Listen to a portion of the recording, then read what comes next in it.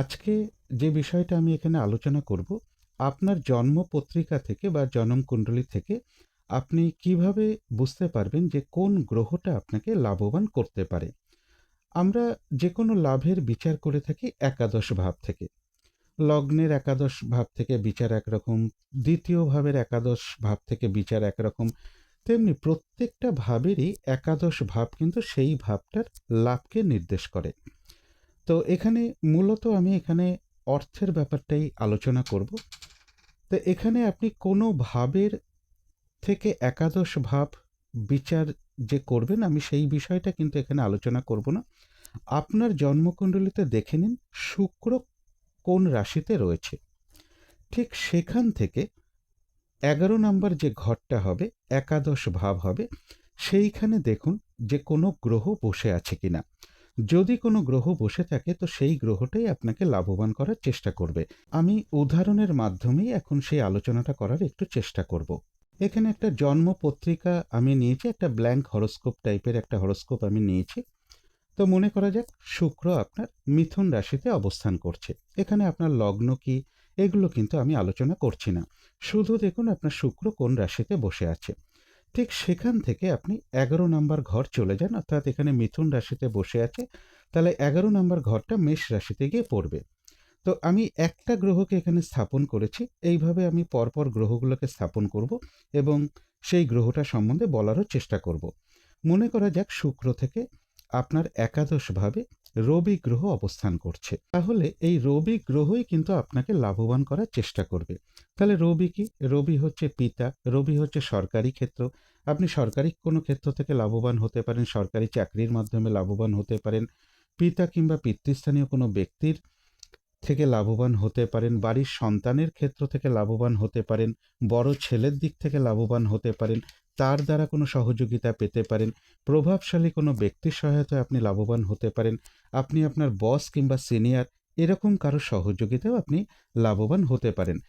অথবা যে কার্যে পরিচালনার ভার আছে সেই কাজে যদি আপনি যুক্ত থাকেন, অথবা আপনি যদি কোনো ডাক্তারি পেশায় থাকেন বা মেডিকেল সেক্টরে থাকেন বা ওষুধপত্রের কোনো লাইনে আপনি থাকেন, তো সেখান থেকে কিন্তু আপনার লাভবান হওয়ার যোগ প্রবলভাবে লক্ষ্য করা যায়। জুয়েলারি কোনো কাজকর্ম করেন, আপনি কোনো অফিসের ম্যানেজার হতে পারেন, বড় ইঞ্জিনিয়ার হতে পারেন, এখান থেকেও কিন্তু আপনার মোটামুটি লাভবান হওয়ার যোগ রয়েছে। যদি কোনো ব্যবসা করেন, ধরুন সেটা আপনার জুয়েলারি ব্যবসা হতে পারে, অথবা সরকারি কোনো টেন্ডার নিয়ে আপনি কাজ করতে পারেন, এখান থেকে কিন্তু রবি গ্রহটা আপনাকে লাভবান করবে। মনে করা যাক যে শুক্র যেখানে অবস্থান করছে সেখান থেকে একাদশ ঘরে এখানে রবির বদলে চন্দ্র গ্রহ অবস্থান করছে। তাহলে চন্দ্র কি করতে পারে? সেবামূলক কোনো কাজ থেকে আপনার উন্নতি হতে পারে, আপনি হসপিটাল সেক্টর থেকে, নার্সিং হোম থেকে বা এই ধরনের কোনো সেবামূলক প্রতিষ্ঠানের সাথে কোনো যুক্ত থাকতে পারেন, সেখান থেকে আপনার লাভ হওয়ার সম্ভাবনা বেশি মাত্রায় থাকবে। হেলথ সেক্টরের সাথে যুক্ত হতে পারেন, আপনি একজন শিক্ষক হতে পারেন, বা রেশনের সাথে কোনো কাজকর্মের সাথে যুক্ত রয়েছেন, বা আপনি শিক্ষকতা করেন, বা আপনি চাষবাসের সাথে যুক্ত রয়েছেন, বাড়ি গাড়ি প্রপার্টি সম্পদ এই সকল ক্ষেত্র থেকেও কিন্তু আপনাকে লাভবান করতে পারে। সমুদ্রজাত উৎপন্ন কোনো দ্রব্যের ব্যবসা করতে পারেন, জলের সাথে যুক্ত কানেক্টেড কোনো ব্যবসা, ট্যুরিজমের কোনো কর্ম হতে পারে, কোনো বয়লারের কাজ করতে পারেন, তারপরে আপনি গাড়ি ভাড়া অর্থাৎ ভাড়ার গাড়ি থেকে লাভবান হতে পারেন, দুধের ব্যবসা থেকে লাভবান হতে পারেন, এবং জলজ যে কোনো ক্ষেত্র থেকে আপনি লাভবান হতে পারেন। যেমন কোনো পুকুর বা ভেরির কোনো লিজ নিয়ে কোনো কাজ করা, মাছের কোনো ব্যবসার সাথে যুক্ত থাকা, এখান থেকেও কিন্তু আপনাকে লাভবান হওয়ার যোগ লক্ষ্য করা যায়। যদি দেখা যায় যে শুক্র থেকে আপনার একাদশ ঘরে মঙ্গল গ্রহ অবস্থান করছে, তাহলে আপনার লাভটা কিভাবে আসতে পারে? আপনি কোনো প্রশাসনিক বিভাগে কাজ করতে পারেন, আপনি পুলিশ বিভাগে কাজ করতে পারেন, বা মিলিটারি হতে পারেন, বা অগ্নি সংক্রান্ত কোনো কর্মের সাথে যুক্ত থাকা, যন্ত্রপাতি নিয়ে কোনো কাজ করা, বা মেশিনারি কোনো প্রোডাক্টের সাথে কোনো কাজ করা বলুন, বা কারখানার মাধ্যমে আপনার লাভবান হতে পারে, জমি জায়গার ব্যবসা থেকে, প্রমোটিং ব্যবসা থেকে আপনার লাভ হতে পারে, অথবা আপনি একজন রাঁধুনি হতে পারেন, ভালো ইঞ্জিনিয়ার হতে পারেন, ডাক্তার হতে পারেন। ইলেকট্রিক্যাল কোনো দ্রব্যের সাথে যুক্ত কোনো কর্মের সাথে যদি কোনো যুক্ত থাকেন, সেখান থেকে আপনার কিন্তু লাভবান হওয়ার যোগ প্রবলভাবে থাকবে। আমি কয়েকটা উদাহরণ দিচ্ছি, কারণ একটি গ্রহে তো অনেক কারকতা থাকে। যেগুলো এই মুহূর্তে মনে আসছে আমি সেই কর্মগুলোকেই তুলে ধরার চেষ্টা করছি। আপনি একজন ভালো চিকিৎসক হতে পারেন বা অপারেশনের ক্ষেত্রে আপনার একটা হাতজস থাকতে পারে। এই সকল ক্ষেত্র থেকে কিন্তু আপনার লাভবান হওয়ার যোগ রয়েছে। কিংবা আপনার কোনো ধরুন সেলুন আছে বা মাংসের কোনো দোকান রয়েছে, কম্পিউটার ক্ষেত্র থেকেও কিন্তু আপনার লাভবান হওয়ার যোগ লক্ষ্য করা যায়। যন্ত্রপাতির কোনো ব্যবসা বলুন, এখান থেকে কিন্তু মঙ্গল আপনাকে লাভবান করবে। এবার মনে করা যাক আপনার শুক্র থেকে একাদশ ঘরে বুধ গ্রহ অবস্থান করছে।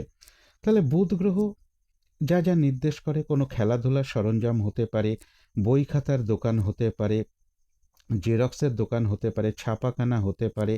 তারপরে আপনি ভালো একজন মোহরি হতে পারেন, উকিল হতে পারেন, ব্যারিস্টার হতে পারেন, কোনো ক্ল্যারিক্যাল ডিপার্টমেন্টে কাজ করতে পারেন। আপনি একজন ভালো সেলসম্যান হতে পারেন, ভালো একজন অ্যাঙ্কার হতে পারেন, ভালো একজন শিল্পী হতে পারেন, বা মিডিয়ার সাথে যুক্ত কোনো কাজকর্ম বলুন, যে কাজের সাথে কথা বলতে হয় এমন কোনো কাজ বলুন, লটারির ব্যবসা বলুন, এই সকল ক্ষেত্র থেকে কিন্তু আপনাকে বুধ গ্রহ লাভবান করতে পারে। এবার মনে করা যাক যে আপনার শুক্র গ্রহ থেকে বৃহস্পতি গ্রহ একাদশ স্থানে বসে আছে। তাহলে বৃহস্পতি গ্রহ কি আপনি আধ্যাত্মিক লাইনে আপনি যথেষ্ট উন্নতি করতে পারেন, আপনি একজন জ্ঞানী ব্যক্তি হতে পারেন, একজন শিক্ষক হতে পারেন, ব্যাংকের কাজের সাথে যুক্ত থাকতে পারেন, আপনি একজন ভালো গুরু হতে পারেন, একজন ভালো উপদেশদাতা হতে পারেন, সকলকে আপনি উপদেশ দিতে পারেন, যে উপদেশ শুনে মানুষের কল্যাণ হয়। আপনি একজন ভালো জ্যোতিষী হতে পারেন এবং ব্যাংকের কোনো কাজকর্মের সাথে যুক্ত থাকা বলুন, ঘিয়ের ব্যবসা বলুন, মিষ্টির কোনো ব্যবসার সাথে যুক্ত থাকা বলুন, দশকর্মার দোকান বলুন বা তাঁতের শাড়ি বলুন, এই সকল ক্ষেত্র থেকে কিন্তু আপনার যথেষ্ট উন্নতির সম্ভাবনা থাকবে। কিংবা এক ভালো ক্যাশিয়ার হতে পারেন আপনি। যেমন একটু আগে বুধের কথা বলছিলাম, বুধ অ্যাকাউন্টেন্সি দেয়, এখান থেকেও কিন্তু আপনি উন্নতি করতে পারেন। তো যদি বৃহস্পতি থাকে, মোটামুটি এই সকল ক্ষেত্র থেকে কিন্তু আপনাকে উন্নতি দেবে। তো মনে করা যাক যে শুক্র থেকে আপনার একাদশ ঘরে শনি গ্রহ বসে আছে। তাহলে শনি গ্রহ হচ্ছে একটু পরিশ্রমের কারকতার গ্রহ। বলা হয় যে একটু পরিশ্রম করতে হয়, একটু মেহনত করলেই কিন্তু আপনার উন্নতি হতে পারে। আপনি কোনো চাকরি ক্ষেত্রে উন্নতি করতে পারেন, লোহা লক্ষণের কোনো ব্যবসা থেকে আপনি উন্নতি করতে পারেন, কয়লার কোনো কাজের সাথে যুক্ত থাকা বলুন, আপনি একজন ভালো ডেন্টিস্ট হতে পারেন, হাড়ের ডাক্তার হতে পারেন। যে কাজে লোহার একটা সংযোগ আছে সেই কর্ম থেকে কিন্তু আপনার মোটামুটি একটা উন্নতি হওয়ার সম্ভাবনা থাকে। ভালো রাজমিস্ত্রি হতে পারেন, পাইপলাইনের সাথে কোনো যুক্ত কাজের সাথে যুক্ত থাকা বলুন, যে কাজে মেহনত আছে সেই কাজ থেকে কিন্তু আপনার উন্নতি হতে পারে। অথবা আপনি একজন চাকুরিজীবীও হতে পারেন। এখান থেকে কিন্তু আপনার উন্নতি লুকিয়ে রয়েছে এবং সেবামূলক কাজের সাথে যত যুক্ত থাকবেন তত কিন্তু আপনার উন্নতিটা বাড়বে। এবারে মনে করা যাক যে আপনার শুক্র গ্রহ থেকে রাহু গ্রহ একাদশ স্থানে বসে আছে। তাহলে রাহু গ্রহ যদি থাকে, আপনি কোনো ইলেকট্রিক্যাল দ্রব্যের সাথে যুক্ত কোনো কাজের সাথে যুক্ত থাকতে পারেন, ইলেকট্রিক সাপ্লাইতে কোনো চাকরি করতে পারেন, অথবা সোশ্যাল মিডিয়ায় কোনো কাজ আপনি করতে পারেন। যত রকম প্রযুক্তিবিদ্যা বা টেকনোলজি আছে সেখানে যুক্ত থাকা, আইটি সেক্টর আছে বা যে কোনো টেকনিক্যাল কোনো কাজকর্মের সাথে যুক্ত থাকা, কম্পিউটারের কোনো কাজের সাথে যুক্ত থাকা, বিভিন্ন সফটওয়্যারের সাথে যুক্ত থাকা, এই সকল কাজকর্মের থেকে কিন্তু আপনার যথেষ্ট উন্নতি করাতে পারে রাহু গ্রহ। এবং বিদেশের সাথে যুক্ত কোনো কর্ম বলুন, এই মুহূর্তে মোটামুটি যেগুলো মনে আসছে সেগুলোই একটু বলে দেওয়ার চেষ্টা করছি। প্রচুর কারকতা আছে এক একটি গ্রহের। তো মোটামুটি মেন কারকতাগুলোই আমি একটু আপনাদের সাথে আলোচনা করার চেষ্টা করছি।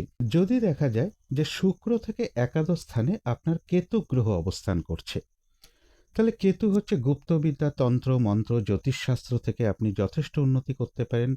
আপনি পিএইচডি করতে পারেন, আপনি কোনো রিসার্চের সাথে যুক্ত কোনো কাজ করতে পারেন, আপনি একজন ভালো সায়েন্টিস্ট হতে পারেন। যারা ওঝা আছেন বা যারা সাপুড়ে আছেন বা তন্ত্রমন্ত্র করেন, তাদের ক্ষেত্রেও কিন্তু কেতু যথেষ্ট সাহায্য করে।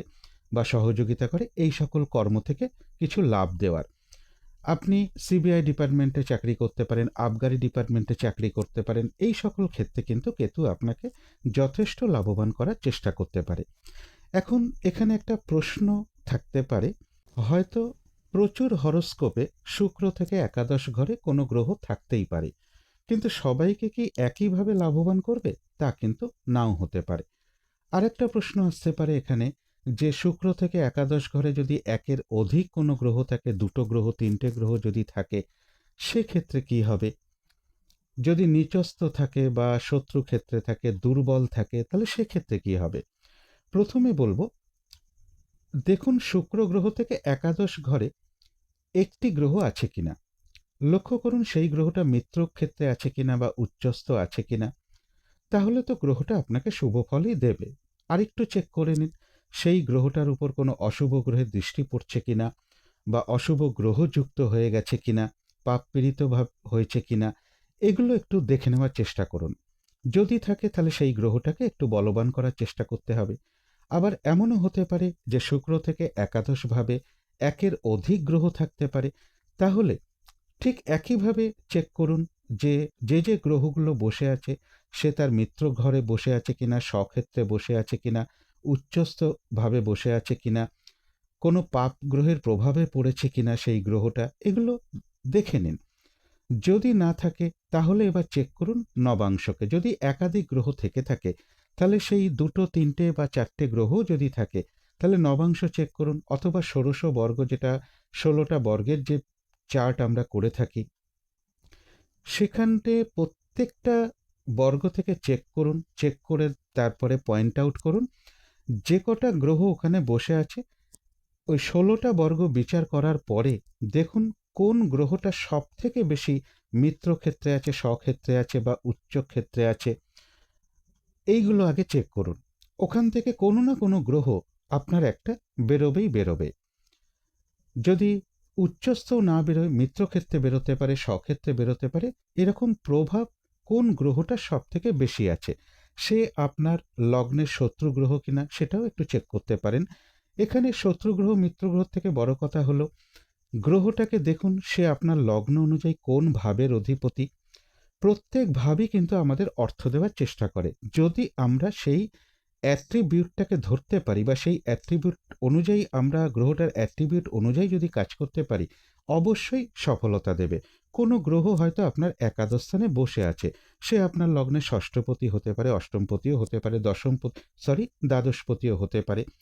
তো ষষ্ঠ, অষ্টম, দ্বাদশ ভাবের যা কারকতা আছে, তো সেই অনুযায়ী যদি আমি কর্মটাকে অ্যাকসেপ্ট করে নিই, তাহলে কিন্তু সেই কর্মেই আমার উন্নতি হবে। যদি ষষ্ঠপতি হয় তাহলে একটু পরিশ্রম করতে হবে, ডিসিপ্লিন আনতে হবে, ডেলি রুটিন ফলো করতে হবে, সেবামূলক কোনো কাজের সাথে যুক্ত থাকতে হবে, তাহলেই উন্নতি অবধারিত। যদি অষ্টম স্থানে বসে থাকে, একটু স্পিরিচুয়াল হতে হবে, একটু মেডিটেশন করা, একটু ধার্মিক কার্যের সাথে যুক্ত থাকা, মন্ত্র জপ করা, একটু সাধনা করা, করলেই কিন্তু অষ্টম ভাব কিন্তু আপনাকে রাস্তা পরিষ্কার করতে শুরু করবে। দ্বাদশ ভাব, বিদেশের ভাব, সেই জায়গাগুলো আমি ঠিকঠাক করে নেওয়ার চেষ্টা করব। তো এরকম একটা গ্রহ থাকতে পারে, একাধিক গ্রহ থাকতে পারে, গ্রহটা শত্রু ক্ষেত্রে থাকতে পারে।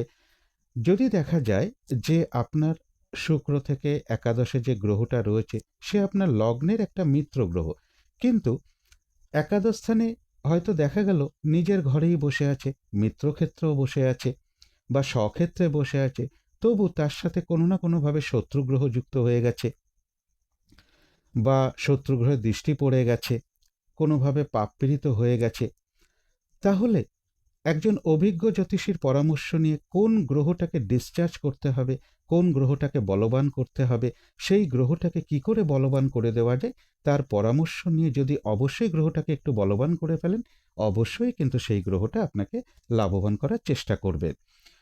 তো আজকের আলোচনা ছিল এইটুকুই। আগামী ভিডিওতে নিয়ে আসতে চলেছি যে কোন গ্রহ আপনাকে অর্থ লস করাতে পারে, সেটা আপনি কি করে বুঝতে পারবেন। তো শেষ করার আগে কালী মায়ের কাছে প্রার্থনা করি আপনাদের সকল দিক থেকে মঙ্গল হোক, সকল দিক থেকে ভালো হোক, এই শুভ কামনা রেখে আজকের মতো এখানেই শেষ করছি।